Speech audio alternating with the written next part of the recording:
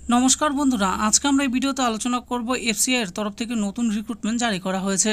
তো বন্ধুরা, খাদ্য দপ্তরের তরফ থেকে যে রিক্রুটমেন্ট জারি করা হয়েছে, এখানে কারা আবেদন করতে পারবেন, এর জন্য কি কি যোগ্যতার প্রয়োজন রয়েছে, কিভাবে আবেদন করবেন, সমস্ত কিছুই জানবো আজকের এই ভিডিওতে। এফসিআই রিক্রুটমেন্ট 2024 অষ্টম শ্রেণী পাশে খাদ্য দপ্তরে বিভিন্ন পদে কর্মী নিয়োগ, অনলাইনে আবেদন চলছে। তাহলে আসুন দেখে নেই।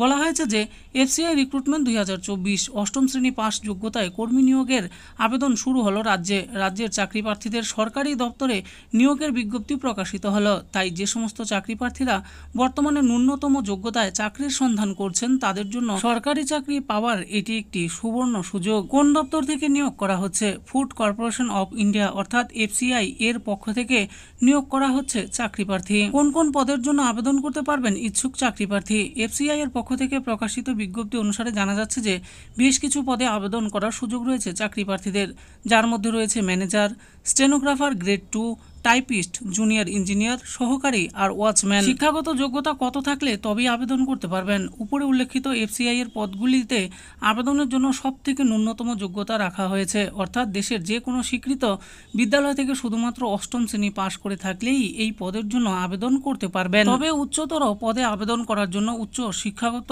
যোগ্যতার প্রয়োজন হবে। এক্ষেত্রে বিস্তারিতভাবে শিক্ষাগত যোগ্যতা সম্পর্কে জানতে অফিসিয়াল বিজ্ঞপ্তিটি ভালোভাবে পড়ে নিয়ে তবেই আবেদন করুন। ন্যূনতম কত বছর বয়সের চাকরি প্রার্থীরা আবেদনের যোগ্য হবেন? আবেদনের যোগ্যতা হিসাবে চাকরি প্রার্থীদের বয়স সর্বোচ্চ 35 বছরের মধ্যে হতে হবে।